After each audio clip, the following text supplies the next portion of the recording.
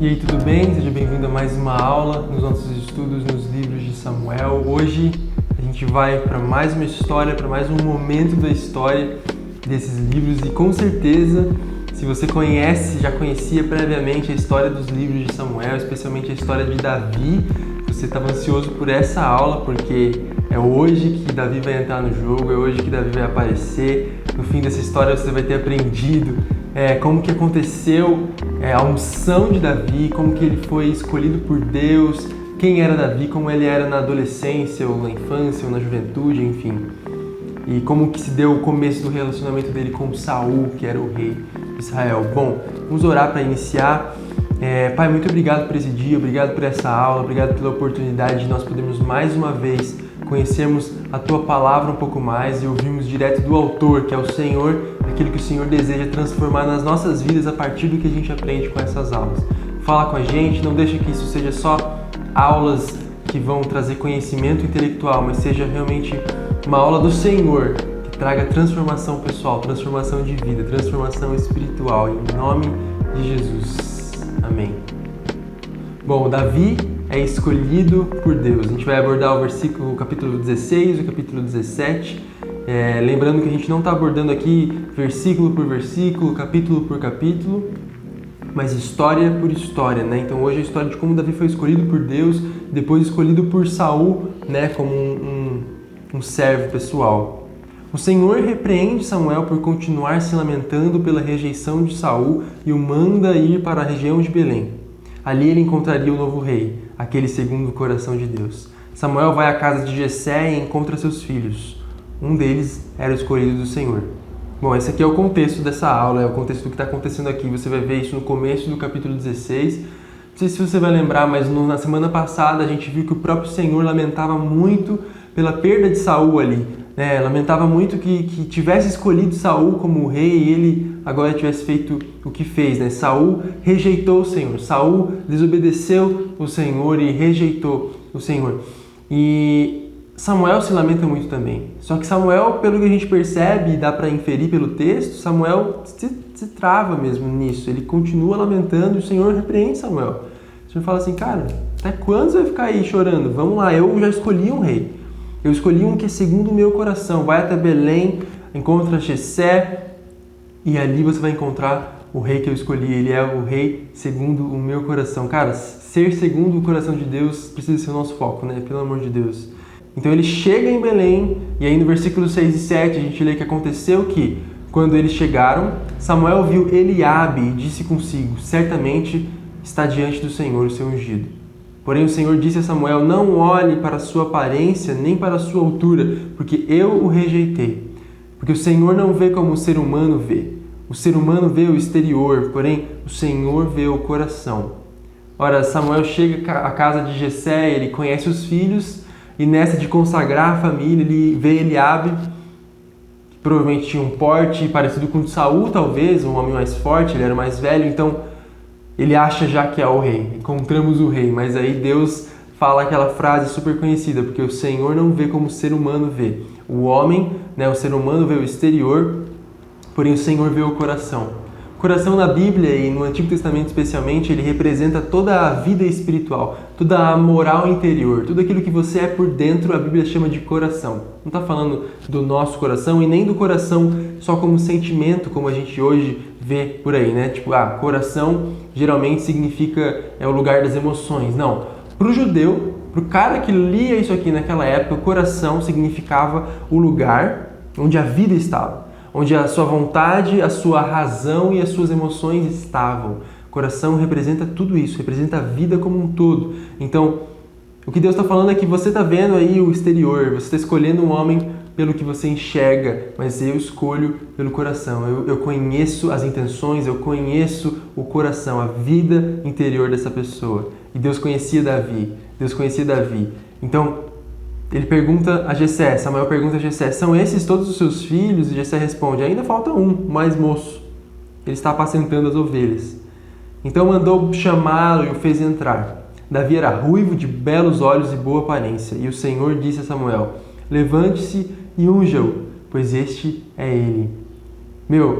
Com certeza, Davi não era escolhido pela boa aparência. Isso aqui é só um detalhe do texto para a gente saber como que é Davi. Lembrando que a gente está lendo uma narrativa, então quando lemos uma narrativa existem descrições, né? Descrições de personagens. Então, aqui a gente vê mais ou menos como que era Davi e o Senhor diz para Samuel que esse menino aí que foi até esquecido, né, entre os outros irmãos, é o que foi escolhido por Deus para ser o rei de Israel. E aí Davi entra na história, Davi que é o personagem mais importante dos livros de Samuel, ele entra agora na história e agora sim a coisa vai encaminhando para aquelas histórias que a gente conhece, como Davi e Golias, Davi e Saul, né? Enfim, muito bom ler a história de Davi, a gente aprende demais. Samuel pegou o chifre do azeite e ungiu Davi no meio de seus irmãos. E daquele dia em diante o Espírito do Senhor se apossou de Davi. Então Samuel se levantou e foi para Ramá. Cara, é muito legal. A gente não tem aqui acesso no texto a quem dos irmãos da família de Davi sabia que o que estava acontecendo ali era uma unção para o reinado. A gente não vê isso. Samuel não fala para uns ou para outros o que estava acontecendo, então a gente não sabe quem sabia o que estava acontecendo ali de verdade. Mas a verdade é que o que aconteceu naquele dia foi que o Espírito do Senhor se apossou de Davi, e é esse o diferencial. Lembra que no último capítulo, na última aula, a gente viu que o Espírito do Senhor se retirou de Saul, né? O Espírito do Senhor se retirou de Saul, e a gente ainda vai ver mais isso nessa aula. Mas agora o Espírito do Senhor está sobre Davi, porque Davi foi escolhido e vai ser capacitado para reinar sobre o povo de Deus. Então é muito interessante. Agora a gente vai chegar na segunda metade do capítulo 16, Davi e Saul, a partir do versículo 14. Bom, o contexto de Saul é que ele era o rei, ele era capacitado por Deus para isso, mas ele deliberadamente rejeita o Senhor, rejeita as ordens do Senhor, passa a desobedecer o Senhor deliberadamente, e o Espírito do Senhor então se retira de Saul. E Davi é escolhido como o rei, mas Saul não sabe disso, né? Ninguém sabe disso. No versículo 14, depois que o Espírito do Senhor se retirou de Saul, um espírito mau, vindo da parte do Senhor, o atormentava. Bom, o que a gente entende aqui, né? Pode ser estranho a gente ver um espírito mau vindo da parte do Senhor, mas como assim, né? A verdade é que existem várias maneiras de encarar esse texto, né? De ler, interpretar, mas a verdade é que o que a gente crê é que o Senhor permite muitas coisas. Ele permite que esse espírito mau atormente Saul, porque, como meu pai costuma dizer, é a consequência direta do pecado de Saul. Saul tinha se afastado de Deus, o Espírito de Deus tinha se retirado de Saul e a porta ficou aberta, né? A verdade é que Deus então permite que um espírito mau vá e atormente Saul. Dia e noite a gente vai ver que Saul fica muito mal. Outra maneira de encarar esse texto também, que é uma maneira possível, existem muitos estudiosos que encaram dessa forma, é que esse espírito mau era uma maneira daquele povo entender na época o que seriam doenças mentais mesmo, problemas psíquicos que estavam atingindo Saul, né? Um tormento que pode ou não pode ser por causa de um espírito mau, de fato sobrenatural, né? A verdade é que naquela época não se tinha acesso a nomes técnicos de doenças, transtornos psiquiátricos, mas o povo reconhecia isso tudo como espiritualidade. Se o cara está atormentado é por causa de um espírito mau. Bom, o que não significa que não pudesse ser um espírito mau de nenhuma forma. Os servos de Saul então pedem que Saul, os envie para que encontre um músico que toque para acalmar Saul em sua tormenta. No versículo 18, um dos moços, um dos servos de Saul disse: eu conheço um filho de Jessé, o belemita, que sabe tocar harpa. Ele é forte e valente, homem de guerra, fala com sensatez e tem boa aparência, e o Senhor Deus está com ele. Então Saul manda chamar Davi. O Senhor Deus está com ele. É muito legal ler isso, porque a gente vai ver isso durante todo o livro de 1 Samuel e 2 Samuel. O Senhor Deus estava com Davi continuamente. E agora é um momento muito chave, muito importante. Preste muita atenção, leia na sua Bíblia o capítulo 16, especialmente porque ele é a chave de tudo que vai acontecer no resto. 6, 16, 17, 18, ele dá o tom de todo o livro de 1 Samuel. Se você conhece a história, você sabe o que vai acontecer entre Saul e Davi, mas aqui que a gente vê todo esse início de um relacionamento. Saul, um antigo rei, que já não é mais habitado ou capacitado pelo Espírito de Deus, e Davi, o futuro rei, que tem o Espírito Santo com ele, e o Senhor Deus está com ele o tempo todo. Então, no versículo 21 a 23, assim Davi foi a Saul e esteve diante dele. Saul gostou muito dele e fez dele o seu escudeiro. Saul mandou dizer a Jessé: deixe que Davi fique aqui, pois alcançou favor diante de mim. E sempre que o espírito mau enviado por Deus vinha sobre Saul, Davi pegava a harpa e a dedilhava. Então Saul sentia alívio e se achava melhor, e o espírito mau se retirava dele. Ora, a gente acredita muito no poder da adoração. Nós entendemos que Davi aqui dedilhava adorações ao Senhor. Ele tocava adorações ao Senhor, ele tocava em adoração ao Senhor. E como a gente vai ver lá em 1 Crônicas e 2 Crônicas, tem um texto muito específico em 2 Crônicas, vou deixar escrito aqui que eu não estou lembrando a referência, mas é um texto que dizia que quando os profetas, os músicos estavam tocando no templo, a glória do Senhor encheu o lugar. Já não conseguiam tocar, não conseguiam fazer o que estavam fazendo, porque a glória do Senhor encheu o lugar e pesou sobre o lugar. A adoração a Deus tem um poder sobrenatural que é dado por Deus para afastar toda a maldade, no sentido não de como se fosse uma coisa para afastar a mal agouro, essas coisas. Não, mas a adoração ao Senhor tem um poder de conectar com o Senhor, conectar com Deus de uma forma sobrenatural e espiritual. A palavra de Deus diz que Deus habita sobre os louvores do seu povo. Então nós cremos nisso, nós cremos que a presença do Senhor naquele lugar e a adoração ao Senhor naquele lugar fazer com que os espíritos daquele lugar, daquele castelo, daquele lugar, a vida de Saul fossem embora.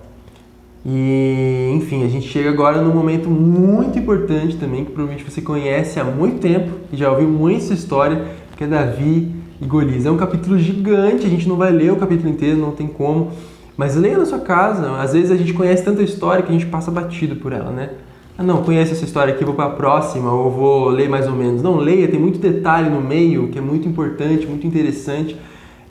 Davi e Golias é a história, talvez, uma das mais conhecidas das Escrituras. Todo mundo conhece a história, né? Quem é cristão, quem não é cristão, talvez você não tenha nascido numa igreja, feito escola bíblica. Se você fez escola bíblica na infância, como eu, você já ouviu muito essa história. Mas mesmo que você não tenha crescido numa igreja, provavelmente você conhece a história de Davi e Golias há muito tempo. Aquele básico, um menino, ele vai contra um gigante e consegue vencer essa batalha de uma forma que ninguém consegue explicar, né? Essa história tão conhecida. No versículo 17 do capítulo 17, a gente já vai pular para lá. O que está acontecendo antes disso é que Saul e os israelitas estão em linha de frente ali, em batalha contra os filisteus. Ainda eles continuam sempre numa constante batalha, né? Lembra disso. E um filisteu, um gigante de quase 3 metros de altura, diariamente ele vinha ali à frente da linha de batalha e desafiava os exércitos israelitas e desafiava o Deus de Israel, né? E ele dizia que ninguém poderia vencê-lo e ainda desafia que uma pessoa enfrente ele numa batalha. Isso era muito comum naquela época. Muitas vezes as batalhas, as grandes batalhas que duravam muito tempo, eram resolvidas com um duelo, né? Então é isso que Golias está fazendo. Golias está chamando uma pessoa para duelar com ele, e daí resolver essa batalha de uma vez por todas. No versículo 17, então, Jessé disse a Davi, seu filho: peço que você leve para os seus irmãos uma medida desse trigo tostado e esses 10 pães. Corra e leve isso para os seus irmãos no acampamento. Porém, estes 10 queijos, leve-os para o comandante de 1000. Veja como seus irmãos estão passando e traga uma prova de que estão bem. Saul, eles e todos os homens de Israel estão no vale de Elá, lutando contra os filisteus. Então, Davi ele não era um guerreiro, ele ainda era o mais novo, ele apacentava, né, as ovelhas do pai, e os 3 irmãos mais velhos, eles estavam ali nessa batalha contra os filisteus. Então, Jessé pede para Davi largar ali as coisas como estão e levar os alimentos, aquilo que precisava ser levado para o acampamento, ali para o acampamento de guerra, para os irmãos de Davi e para as outras pessoas ali. No dia seguinte, Davi se levantou de madrugada, deixou as ovelhas com o guarda, carregou o que havia sido preparado e partiu, como Jessé lhe havia ordenado. Chegou ao acampamento quando as tropas estavam saindo para colocar-se em ordem de combate e, aos gritos, chamavam para a batalha. Os israelitas e filisteus se puseram em ordem, fileira contra fileira. Davi deixou o que havia trazido aos cuidados do guarda da bagagem e correu para a batalha. Quando chegou lá, perguntou a seus irmãos se estavam bem. Enquanto Davi ainda falava com eles, eis que vinha subindo do exército dos filisteus o guerreiro, cujo nome era Golias, o filisteu de Gate. E falou as mesmas coisas que havia falado anteriormente, e Davi escutou. Todos os israelitas, vendo aquele homem, fugiam dele com muito medo e diziam uns aos outros: vocês viram aquele homem? Ele veio para afrontar Israel. O rei dará muitas riquezas para quem matar aquele homem. Também lhe dará a filha em casamento, e a casa de seu pai isentará de impostos em Israel. E aí a gente pula lá para o versículo 32, Davi escuta tudo que o povo estava dizendo, ele escuta o Golias, né, o gigante, desafiar o povo de Israel, e ele pergunta: quem é esse incircunciso, esse homem que não é nem do povo de Deus, para falar contra o povo de Deus? E ele pergunta para os homens ali o que estava acontecendo de fato, o que o rei estava prometendo para quem ganhasse daquele gigante. E ele, determinado, esse discurso de Davi ali, essas perguntas dele chegam ao ouvido de Saul, que chama Davi. E aí Davi disse a Saul que ninguém desanime por causa dele. Este seu servo irá e lutará contra esse filisteu. Porém Saul disse a Davi: você não poderá ir contra esse filisteu para lutar contra ele. Você ainda é jovem, ele é guerreiro desde a sua mocidade. Davi respondeu: este seu servo apacentava as ovelhas do pai. Quando vinha um leão ou um urso e levava um cordeiro do rebanho, eu saía atrás dele, batia nele, livrava o cordeiro da sua boca. Se ele se levantava contra mim, eu o agarrava pela barba e o golpeava até matá-lo. Este seu servo matou tanto o leão como o urso. Esse filisteu incircunciso será como um deles, porque afrontou os exércitos do Deus vivo. E Davi continuou: o Senhor me livrou das garras do leão e das garras do urso. Ele me livrará das mãos desse filisteu. Então Saul disse a Davi: vá, e que o Senhor esteja com você. Perceba que Davi trouxe a confiança para um lugar que estava cheio de terror. Todos estavam cheios de medo. Saul vestiu Davi com a sua própria armadura, pôs um capacete de bronze na cabeça dele e o vestiu com uma couraça. Davi cingiu a espada sobre a armadura e tentou andar, pois jamais a havia usado. Então Davi disse a Saul: não posso andar com isso, porque nunca o usei. E Davi tirou aquilo de sobre si, pegou o seu cajado na mão, escolheu 5 pedras lisas do ribeiro e as pôs no alforje de pastor que trazia consigo, e com sua funda na mão foi na direção do filisteu. A funda era tipo um estilingue, a moda antiga era diferente, é uma outra arma que não existe hoje em dia, mas que era muito conhecida e usada naquele tempo pelos pastores de ovelhas e tal. O filisteu também vinha caminhando e se aproximava de Davi, tendo à frente dele o seu escudeiro. O filisteu olhou e, vendo Davi, o desprezou, porque era apenas um moço ruivo e de boa aparência. O filisteu disse a Davi: será que eu sou como um cachorro para que você venha contra mim com pedaços de pau? E pelos seus deuses o filisteu amaldiçoou Davi e disse mais a Davi: vem aqui, que eu darei a sua carne às aves dos céus e aos animais do campo. Davi, porém, disse ao filisteu: você vem contra mim com espada, com lança e com escudo. Eu, porém, vou contra você em nome do Senhor dos exércitos, o Deus dos exércitos de Israel, a quem você afrontou. Hoje mesmo o Senhor entregará você nas minhas mãos. Eu o matarei, cortarei a sua cabeça, e hoje mesmo darei os cadáveres do arraial dos filisteus, às aves do céu e às feras da terra. E toda a terra saberá que há Deus em Israel. Toda a multidão saberá que o Senhor Deus salva, não com espada nem com lança, porque do Senhor é a guerra, e Ele entregará todos vocês nas nossas mãos. E aconteceu que, quando o filisteu se levantou e começou a se aproximar de Davi, este se apressou e, deixando as suas fileiras, correu de encontro ao filisteu. Davi meteu a mão no alforje, tirou dali uma pedra e, com a sua funda, a atirou contra o filisteu, atingindo-o na cabeça. A pedra se encravou na testa e ele caiu com o rosto no chão. Assim Davi derrotou o filisteu com uma funda e uma pedra. Ele o derrubou e o matou. Não havia nenhuma espada na mão de Davi. Por isso Davi correu e, lançando-se sobre o filisteu, pegou a espada dele, tirou-a da bainha e o matou, cortando com ela a cabeça dele. Quando os filisteus viram que o seu herói estava morto, fugiram. Então os homens de Israel e Judá se levantaram, deram um grito e perseguiram os filisteus até Gate e até os portões de Ecrom. E os filisteus caíram feridos pelo caminho, de Saarim até Gate e até Ecrom. Então os filhos de Israel voltaram da perseguição aos filisteus e saquearam os acampamentos deles. Davi pegou a cabeça do filisteu e a levou para Jerusalém.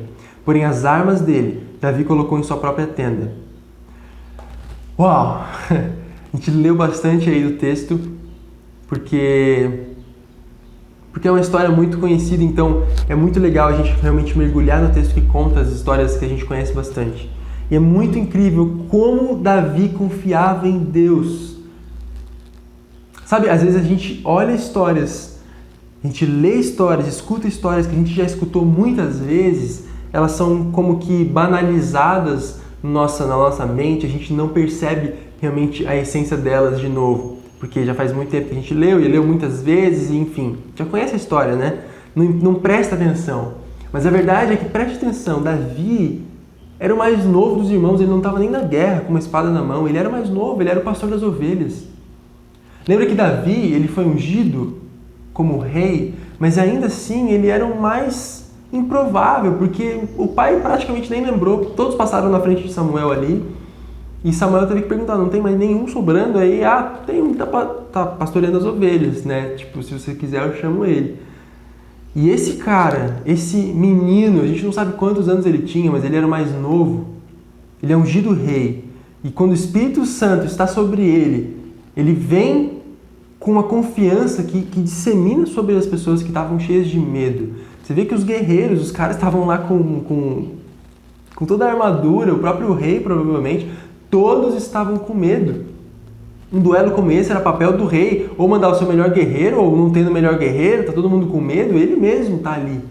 Mas não. Saul também estava ali no meio dos guerreiros, com medo, pensando no que ia ser feito. E Davi, o menino, chega e ouvindo aquele homem blasfemando contra o seu Deus, falando contra o seu próprio povo, Davi decide enfrentar. Cara, é muito louco. É louco. A palavra é loucura. Davi tinha uma confiança espetacular.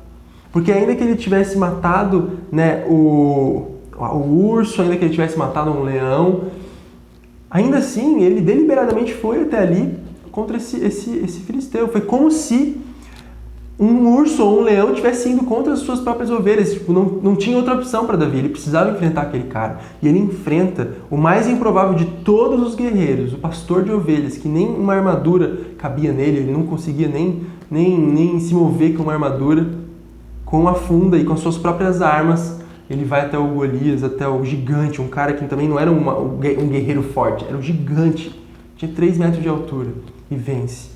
Pelo nome do Senhor. E algumas lições. Deus enxerga o interior. Se existe uma lição que ressoa dessa aula, que você já entendeu e que a gente precisa levar em consideração no nosso dia a dia, na nossa própria vida, que Deus enxerga o interior.